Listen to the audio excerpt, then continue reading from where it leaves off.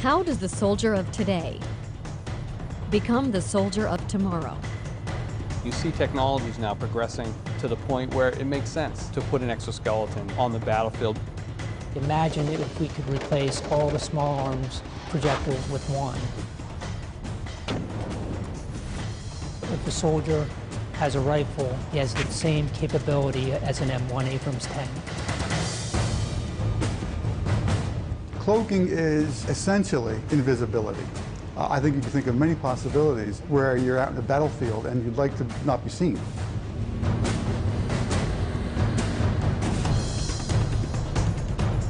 Making warfighters and their gear lighter, stronger, and safer with more firepower.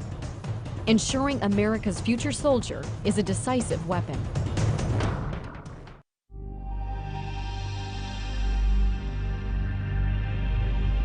There are so many tasks within the Army that we ask soldiers to do every day that are heavy lift tasks, that are sustainment, that are long-term marches. And if we can provide something that makes what they do every day easier or allow them to do it for a longer period of time without physically getting exhausted, it helps them on the battlefield.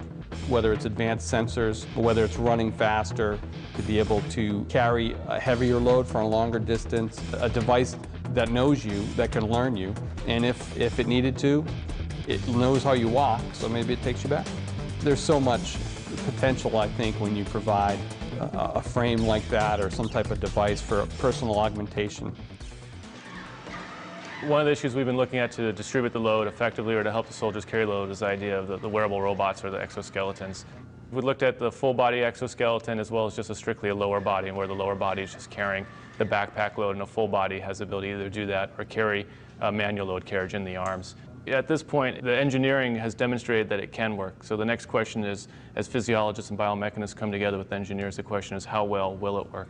If soldiers are expected to carry 120 pounds and walk at 3 miles an hour in the field, we're certainly going to evaluate it to that degree in the lab. And one of the things that we've gotten smarter with over the years is that you can't just take a novel piece of equipment and expect someone to wear it. So as we get smarter in our research protocols, we've been building in more and more learning time, familiarization. It's an interesting feedback that we get. Some of the soldiers felt like they were more used to carrying the backpack by itself without the device because that's what they're used to, whereas other volunteers felt like they'd rather feel the effects of the device than rather have to feel the effects of the load on their shoulders. We've tested 2 prior versions, and each time we're seeing incremental improvements in how well it works. Our long-range research plan is to be able to address things in a very isolated environment here in the lab, and then to grow that research out and start getting into the field more. You have to enhance the soldier's strength to enable him or her to carry what they need to carry, giving him a better fit to the equipment that we have and actually designing and building equipment around his needs. The exoskeleton is an option that we have. It can provide considerable strength to carry things. One of the disadvantages is cost. And the question is the maintenance. The question is who would be wearing the exoskeleton, on what missions.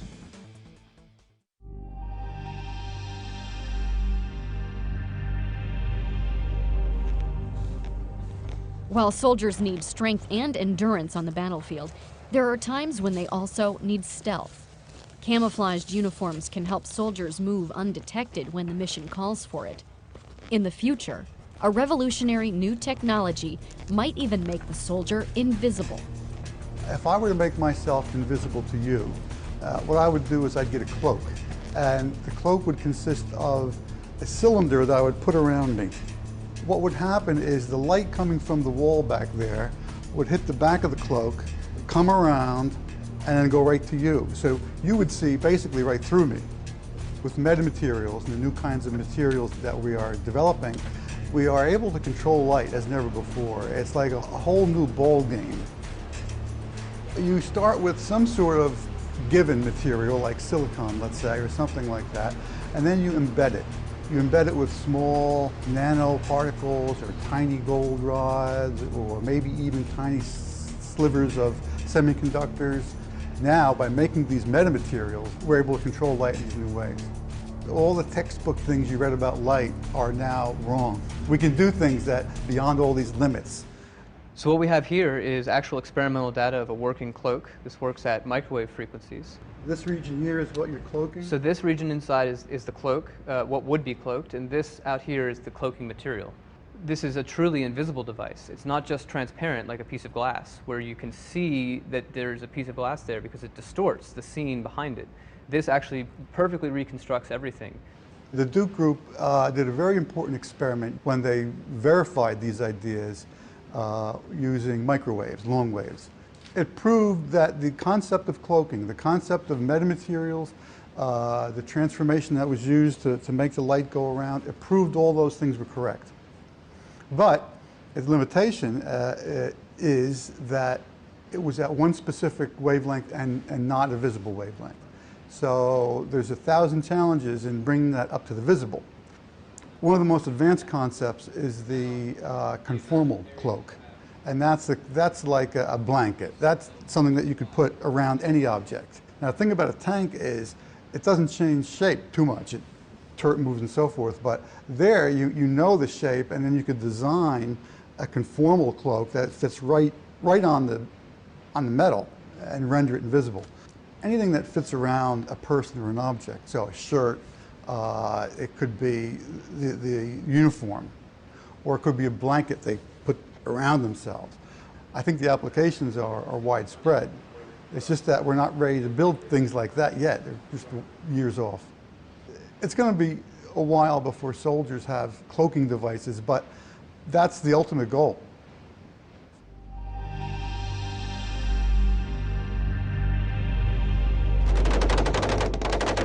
Imagine if we took, all the small arms projectiles that the Army uses now, and we hand one small arm projectile to the soldier, okay, with one weapon system. Just imagine what that would do for the Army if we could do that. And imagine a projectile 10 to 20 times more powerful than anything used by today's soldier. To get that bigger bang, Army researchers are trying to develop a new kind of explosive, using what they call disruptive energetic materials. Currently, we're exploring materials that you normally would not consider to be explosives, such as nitrogen or hydrogen or carbon monoxide. These are materials that we're planning on putting in the Army capabilities within 15 to 20 years, so far-term research. They're testing the use of lasers as a possible way to trigger the awesome explosive potential of these exotic materials. We're also working on materials that have what we call dial yield performance. That is, the soldier himself could decide what type of performance level he wants out on the field, where you could have one explosive doing the job that we have several explosives doing right now. The soldier would be able to control that effect in the future. You could potentially use that round against an armored vehicle to destroy it. Take it to the far extreme, we could also have non-lethal capability into that round by just understanding and controlling those materials. This is a whole new class of materials that if we do it correctly, it's a game changer. So one of our other challenges is being able to hit the target every time. That's our future vision.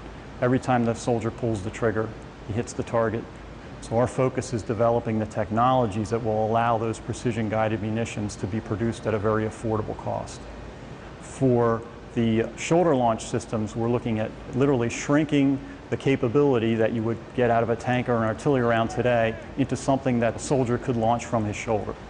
Another huge challenge for us is engaging targets in urban environments between buildings. So a system like this would allow him to shape that trajectory to fly up and over and actually come back into the reverse side, and then tailor the effect, the warhead effect itself.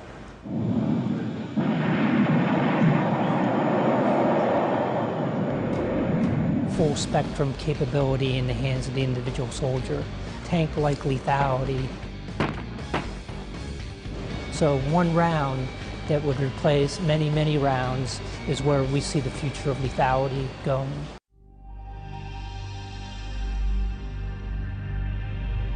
Soldiers of the future will also be more connected, sharing vital information with their unit and other sources, using powerful electronic tools to get the right data at the right time.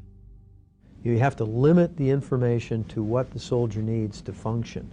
Situational awareness will be coming to him from sensors. He has to have his own sensors. Just getting into a good position, over. We've got to make sure not only soldiers can talk to each other by voice comms and by messaging.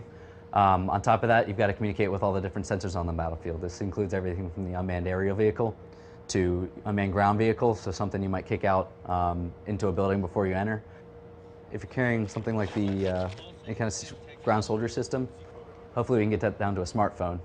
Like when you want soldiers A and B to go to place C, like, you know, just go up to them and grab them and shove them over there. Well, that's the team leader's technique, right? When a platoon leader wants somebody to go somewhere, he can drive what's called a chem light on the screen. That tells them instantly where to go. So when a platoon leader wants two squads to maneuver, you know, kind of around building X and the other one to come up to the front of building X. So with the screen, hopefully you'll just be able to say, you here, you there. You give him the information that he needs in terms of where he has to go, who is with him, how, you know, what you should look out for on this road, what's the experience. You would be able to sense infrared, sense invisible, have a receiver for your radar.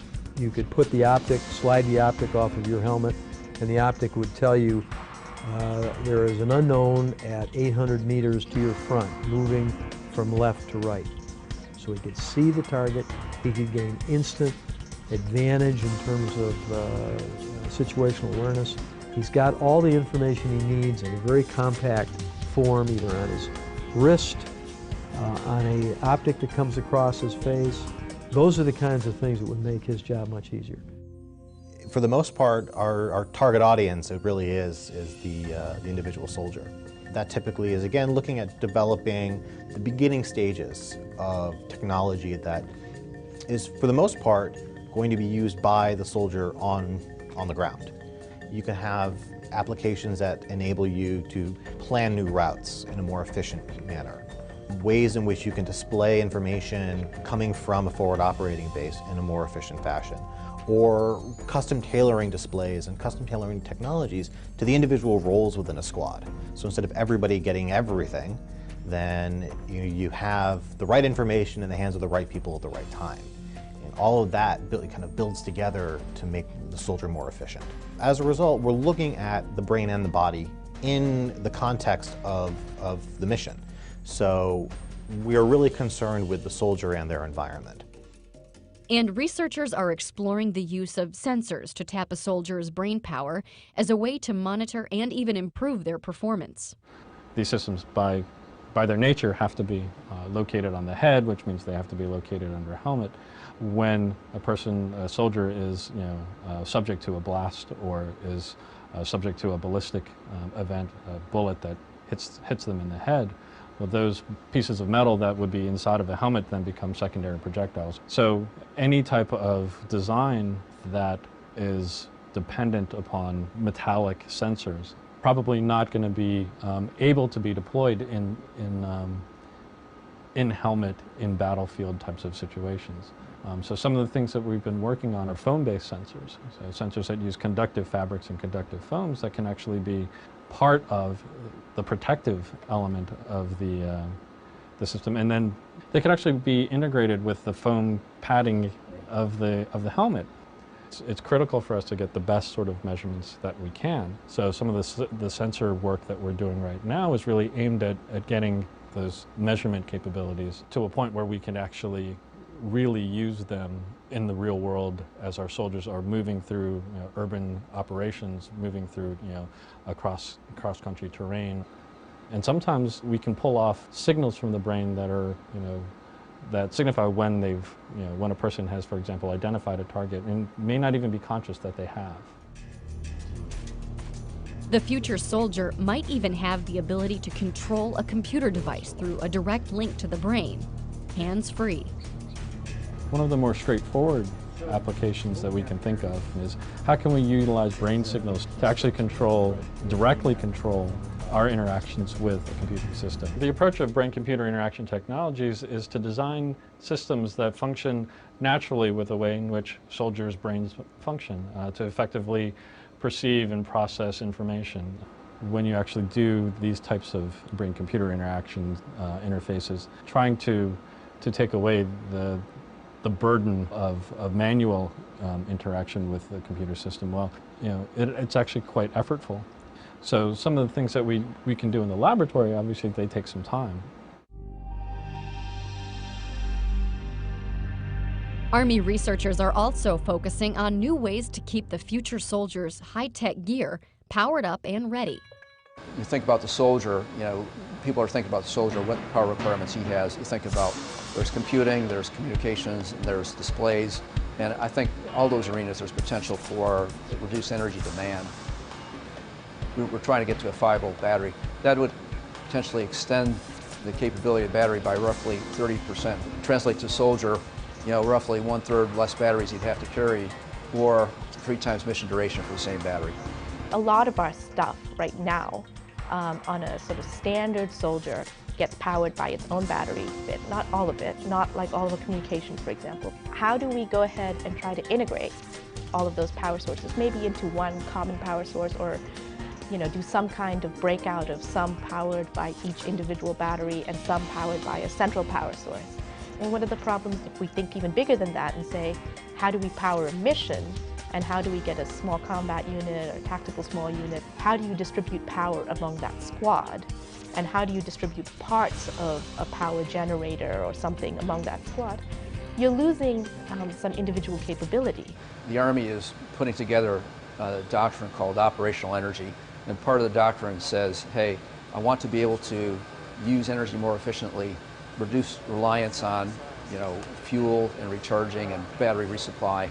So I want to be able to produce and use energy locally wherever possible. So, you know, this is where some of the alternatives come in. And then we're looking at some alternatives besides batteries. We're working here on fuel cells and some fuel cells that may be able to use a variety of different fuels. Even more sort of further out there might be developing wireless technology so that within a radius of, you know, whatever number of miles we need, everything in that radius will be powered without you having to do anything or carry anything.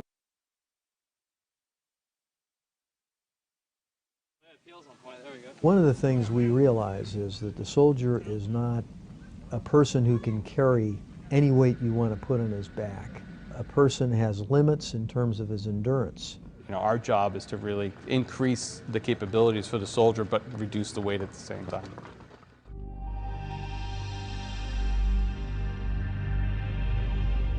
From the science and technology point of view, it's a total ground-up development effort at headgear design. Lighter, stronger, more integrated. We want a streamlined solution that commanders can up-armor or de-armor their soldiers depending on the mission. Lightweight materials that are not going to induce near or short-term injuries to the neck and back. Lighter materials for improved mission performance, and just the overall streamlined system. We're looking at the balance and the center of gravity of the helmet from the biomechanical point of view, and then to go along with that, we're taking a look at the weight of the helmet, obviously, to reduce soldiers' load. We're investigating some new heads-up display technologies, more particularly see-through heads-up display. You have that micro display, it's a solid piece of equipment, and it reduces your field of view. So we're looking at technologies that will help open up that field of view and give the soldier more peripheral vision. Soldiers are experiencing a lot of wounds to the face due to secondary blast odor effects, whether it be glass, rocks. The different communities are looking for some sort of lower face protection that they can add on if they want to. If you want to be able to protect against every single threat that's out there, you're going to have a 10-pound helmet, which is not going to be good for the soldier. Not only for their situational awareness, but, you know, the short term, they're being able to accomplish their mission. Long term, possibly long-term disability or injuries. The idea is that we're always on the hunt for new materials that are going to give us a decisive advantage. The future helmet technology here we see largely in exploring new materials to address what we would consider new issues. Rifle protection, blast resistance. Historically, helmets have been designed for ballistic resistance. They have not been designed for blast. But as you know, it's an increasing concern, like what's the impact of blast on the soldier? And that's what we're exploring now, is how do we reduce the incoming impulse to the helmet and actually ultimately to the brain.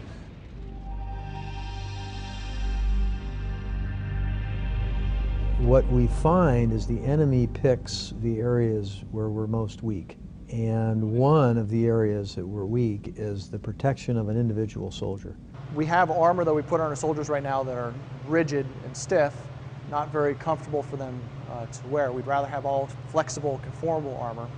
There's always a desire to engineer conformal, flexible, comfortable armor. And any additional tools we can come up with to help in that pursuit is going to be beneficial. A shear thickening fluid means you have very small particles dispersed in a liquid. So these are very small, very hard, smooth, spherical particles. And what's really interesting about this is this, by volume, is over 50% solids. So over 50% of this is solid glass. If I take a stick here and very slowly go in and out of the fluid, I can kind of go in and out. But if I jam it in there, I can't penetrate into the fluid. We saw this material, saw this as an opportunity to perhaps exploit it for military application. Our body armor that we wear right now is composed of fabrics like this. It's a plain woven Kevlar fabric, great ballistic protection. Now if I take the same fabric and I add the shear thickening fluid to it, it kind of acts like a glue that kind of holds together the yarns and fibers, does not permit them to slide past each other. So when I engage it with the awl, its only option for getting through is to break Kevlar. It's not going to let things slide out of the way, and you're just not strong enough to break Kevlar by hand with a tool. So I get that great puncture protection with something that's still nice and flexible. The heavy lifting is still done by the fabric. You need a high performance fabric in there. This is just altering the way the fabric is interacting with the thread. You're not going to see the fabric disappear and be replaced by purely fluid. It's because we're taking ballistic fabrics and treating them to give them puncture resistance. We can actually make a body armor material that has both puncture resistance and ballistic resistance. This technology primarily is addressing the soft part of the armor. So potentially, if it's designed properly, we could look at reducing the weight or the thickness of the vests. And because of the unique properties of this material, it gives us a lot of opportunities to really tune performance and potentially get us into doing things like creating extremities protection for the arms, the legs, the groin. This is basic research at this point, 5, 10, 15 years. And in fact, as we continue to learn more about the material, we might discover a completely new direction that will lead us down a different path. And soldiers are playing a key role along that pathway by providing a unique blend of feedback on behalf of the future soldier. An HRV is a human resource volunteer. We go and recruit these soldiers out of their schoolhouse, and we just tell them what we are about. Tell them that they can come here and just be volunteers for certain programs that we have. Typical cycle, we can have anywhere from 25 to 33 volunteers, depending on how many studies are going on. They're each here for approximately 90 days each. The first time we went in, they brought us to 5,000 feet, back down, and then they brought us up to 11,500 feet. And then we sat in there for a good half an hour just to see if everybody was okay with it, no one was getting sick or altitude sickness. They put a tube in your mouth, and then they tell you to breathe, and then breathe in heavily, breathe out heavily, in and out. When they first came, they started talking about how this is going to help people on deployments and everything, and I thought it'd be really beneficial to my brothers and sisters in arms that we could help them out in the future. We're really just beginning to understand the relationships, all the intermingling relationships between the brain and the body and the environment. The nice part about virtual environments, immersive virtual environments, is you can control every aspect of the environment. You as the experimenter know exactly what variables you're manipulating, but at the same time creating a very realistic, immersive, again, sense to the soldier. Enemy down. Moving into the building. We could measure a soldier's ability to walk toward or away from targets. We could measure how quickly they respond to situations, or how quickly they make decisions between potential targets. So we can use these data to construct kind of models of soldier performance. Enemy down. So a piece of technology can have a load associated with it if it distracts you, if it requires your attention periodically. The goal, of course, is to have it complement the soldier in a natural way. It all comes down to capabilities. It all comes down to requirements. It all comes down to what does the soldier need on the battlefield and what makes sense. What we like to do is we like to lay out the long-term vision. But when we see the golden nugget, the potential game changer, we introduce that much quicker into the force.